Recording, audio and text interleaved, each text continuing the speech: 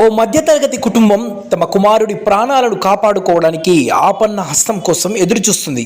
తగిన వైద్యం అందించడానికి ఆర్థికంగా నిస్సహాయులైన ఆ తల్లిదండ్రులు కన్నీటి పర్యంతమవుతున్నారు. భద్రాద్రి కొత్తగూడెం జిల్లా పాల్వంచుకు చెందిన సుబానీ కుమారుడు రబ్బానీ.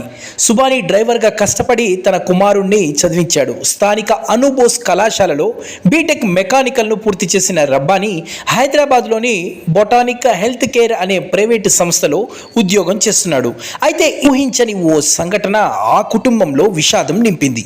ప్రతిరోజులాగే సాధారణంగా విధులకు వెళ్ళినట్లే ఇటీవల రబ్బానీ విధుల్లో ఉండగా ఒక్కసారిగా కుప్పకూలిపోయాడు. సమాచారం తెలుసుకున్న అతని అక్క వెంటనే హుటాహుటిన అక్కడికి చేరుకొని ఆయనను జూబ్లీహిల్స్లోని అపోలో ఆసుపత్రికి తరలించింది.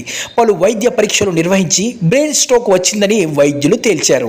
అత్యవసరంగా శస్త్రచికిత్స అవసరమని, లేకపోతే ప్రాణాపాయం తప్పదని వైద్యులు చెప్పడంతో కుటుంబ సభ్యులు వెంటనే అతనికి ఆపరేషన్ చేయించారు.